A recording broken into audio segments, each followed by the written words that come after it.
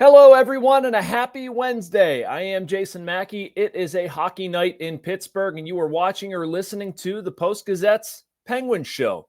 This is the second edition of our little chat, and it's going to be an exciting one. I'm going to tell you why this is the most important stretch of the Penguin season.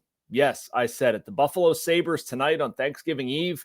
You may not think that's all that important, but honestly, the way the Penguins have played in November, the precarious position they find themselves in, well, the Sabres, they're a part of it. And then the upcoming opponents at Columbus, at home against the Maple Leafs, the Penguins need to have a good showing here. I'm serious.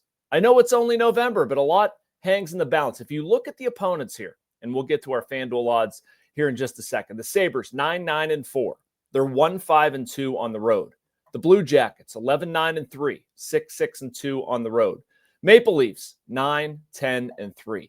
So where the Penguins are at, 8-2-2 start, 2-4-3 in November. They have to get it done. They have to get it done in this stretch.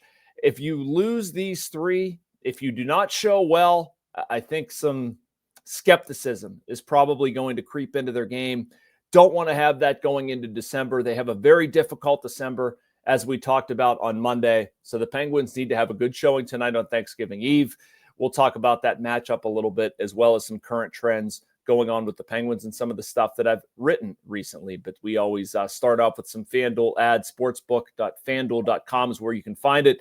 Tonight, thought this was interesting. Sidney Crosby and Tage Thompson to combine for 2+ goals. That's plus 230. Brian Rust and Tage Thompson to combine for 2+ goals. That's plus 250.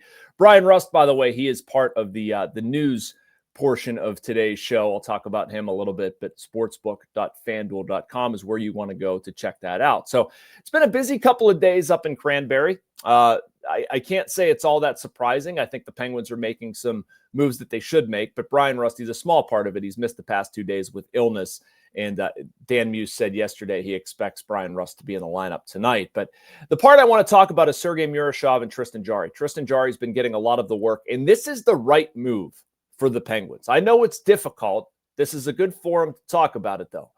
Sergei Murashov is their future. Absolutely. He's a mature young goalie. I don't think he did anything that makes you think otherwise. But right now, the best thing for the Penguins is to get Tristan Jarry going, to get him back in goal, to honestly make him tradable. He's played really well. The injury came at a bad time, and you want to get Jarry back in. You want to get him established. I'm not sure you want to be playing Artur Silovs as much as you are. Not that you're going to play him as much as a traditional backup, but there's a nice timeshare, though. Maybe 60-40 in net, something like that.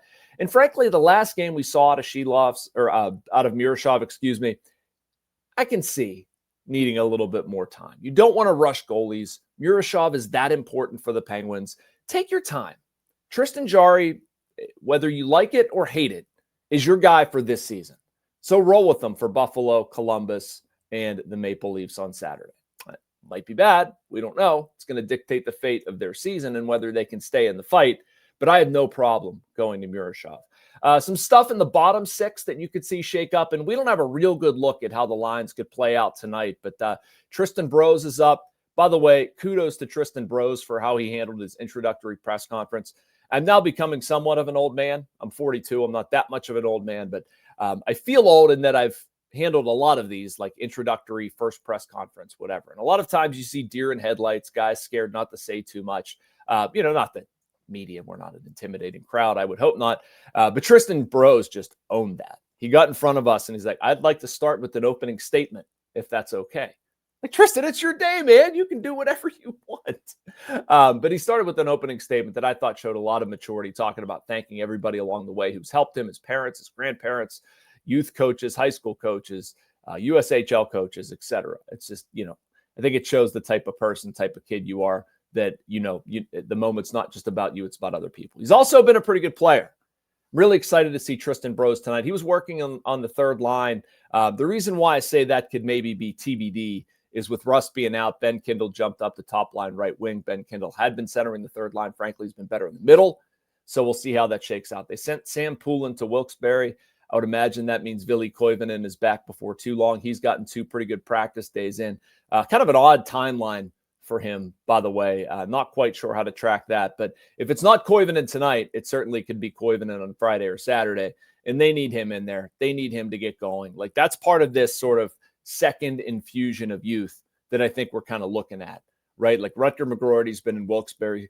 He's been very good, by the way. He's played in 2 games, has scored in both of them. He's going to be up here before too long. You want Tristan Brose up here. You want Ville Koivunen up here. Sam Poulin, I didn't think he was that bad, but maybe you just need the roster spot. Not sure. But they need some young guys to come up here and score. They need people to score, period. By the way, I was looking at some of their depth scoring, and it's not great. Their scoring overall is something that really needs to change. I was doing a little bit of math, the practice rink yesterday, and that's always a scary thing. But their first 12 games, the Penguins scored 48 goals. That's an average of 3.8 per game. Their last 9, they've scored 18 goals. That's obviously an average of 2 per game. One of the areas that it's kind of been weak, bottom 6. Bottom 6 scoring of those 18 goals, only 5 have come from the bottom 6. I was talking to Danton Heinen yesterday. Obviously not the most prolific scorer on the team, but was leading Wilkes-Barre in scoring when he got up here, and has had some heaters from time to time. The Penguins could really use one of those. And Heinen was talking about, he knows he needs to add a little secondary punch. It can't be 87, 71 all the time. They just need some offense. And frankly, what they need is Ricard Raquel to get healthy. I think anybody watching the Penguins can see that. They're a skilled winger away from being more competitive, and Ben Kindle's kind of dropped off. I think they thought they had that, but it just hasn't been quite as good. But anyway, somebody in the bottom 6 needs to pick up some slack, because they have been lacking in the scoring department lately. So, all right, let's talk about their Penguins top pairing too, before some more roster moves, and maybe we'll get into some Sabres talk as well. But I've been watching Parker Wotherspoon and Erik Karlsson, and I have not seen any colossal blowups. At the same time, I'm writing down, I like to write down the lines in pairs and check them off for attendance, see if I can show you guys a little snippet of that. Don't mind the Krusty Krab. That was my 7-year-old just doodling. But anyway, so I'm writing these things down, right? You're writing Parker Wotherspoon next to Erik Karlsson as your top defensive pair. And that feels weird, right? Like Parker Wotherspoon, how's he a top pairing defenseman? Something is wrong here. But the Penguins yet are also one of the better defensive teams in the NHL. And it just got me thinking, like, is this real? Is this really a good pairing, or is this just convenient? The Shea Letang pairing was a disaster against Minnesota. The third pair has kind of been more of a merry-go-round there. Is this real? Well, I was kind of fascinated by it, because it is. Wotherspoon and Karlsson, and you can read the story at post-gazette.com. It has legitimately been one of the best NHL pairs. Legit. They're allowing 1.19 goals against per 60 minutes of 5-on-5 ice time. That's third lowest among all NHL defensive pairs that have logged at least 200 minutes. That's a mouthful. What I'm saying is they've barely been on the ice for any goals against 5-on-5. They're not giving anything up either. 8.75 high danger scoring chances per 60. That's the 4th fewest. So I looked at these pairs, and you can sort, by minutes, of course. And I looked at 200 minutes. That was the minimum. Only 3 defensive pairs have been on the ice for fewer goals against 5-on-5 than Karlsson and Wotherspoon. That's 6 is the number. And only 5 have a better goals for percentage. And if you're wondering what that is, you look at the total number of goals scored while you're on the ice, how many goals are scored for your team, divided by that number. It has been legitimately, objectively, numerically very, very good. Erik Karlsson is having the best all-around season of his career. I think the eye test can probably tell us that. I think Erik Karlsson, this is probably an aside, and I meant to get into some Ryan Graves talk on Monday's episode after the quote that he gave me last week, talking about he feels more like himself and he can get back to playing his game. Hang on, I have it right here. The last few years, I've been really trying to fit a mold, Graves said. Now the coaching staff has just kind of said, be you. Be what you've been your entire career. That's freeing to be able to play your style of game. Well, yeah, it is. It is. And Ryan Graves has looked like an actual NHL defenseman this season, I think, because Dan Muse isn't asking more out of him than he should. Before I moved over, Erik Karlsson said something similar to Josh Yohe of The Athletic, saying, I'm going to paraphrase, but, nobody's asking us to do things that we're unable to do. And it is absolutely not to bury Mike Sullivan. I think the world of Mike Sullivan, and I talk about Sullivan the way I do because, I do think he's a really good hockey coach. I'm not trying to take shots at him, but I think what Sullivan wanted to do and what the Penguins needed to do were probably competing objectives. And I think it was nowhere more pronounced than Erik Karlsson. He was not a defenseman who's going to thrive in Mike Sullivan's system. He was not somebody who's programmed to play like Mike Sullivan wants him to play. I'd also argue that over the past handful of years, Erik Karlsson hasn't really had the right defense partner. That's one of the things that I like so much about this pairing. It makes me think of my previous time on Penguins, like Paul Martin grasping what it took to play with Kris Letang, even Brooks Orpik to a degree. The one who did that better than anybody, of course, was Brian Dumoulin. And that was somebody I covered during the duration of my time covering the Penguins. Dumoulin absolutely got what it took to click with Kris Letang.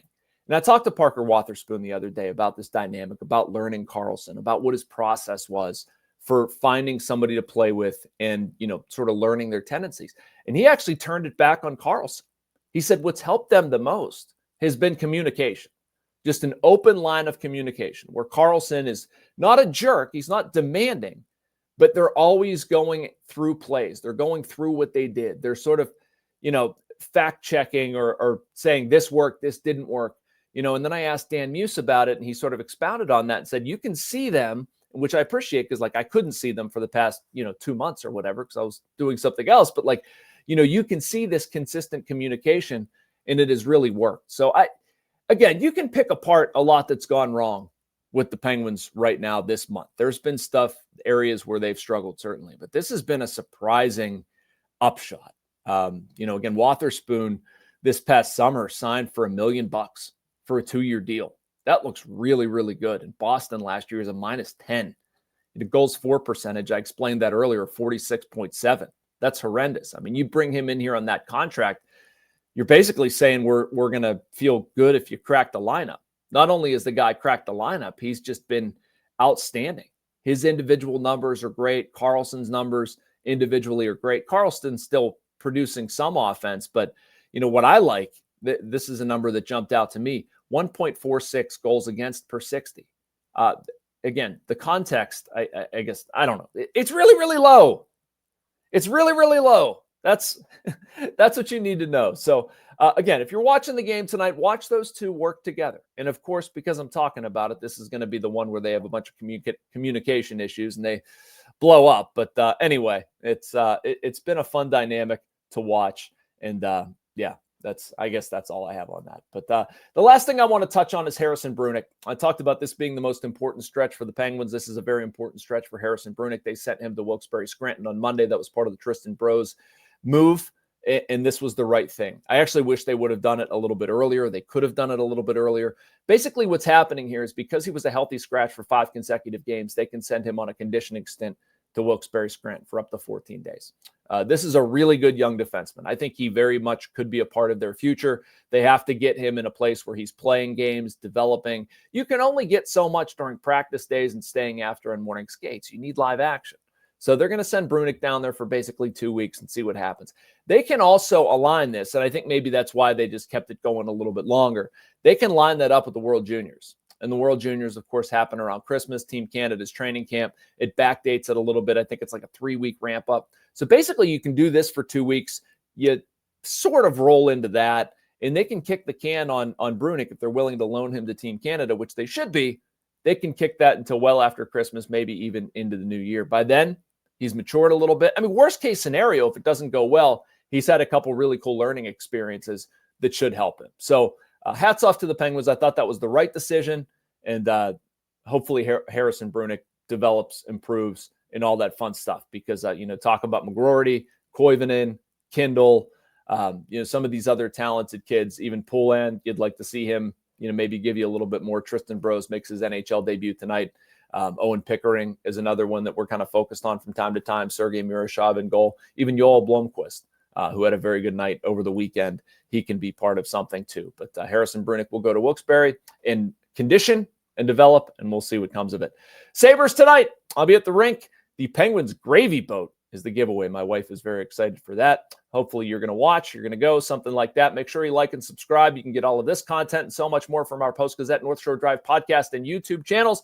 And I also will not talk to you before Thanksgiving. So have a happy Thanksgiving, and I'll talk to you on Friday.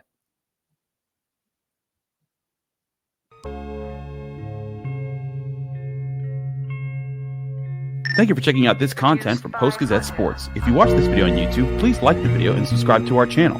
For all of the sports coverage the Post-Gazette has to offer, visit post-gazette.com.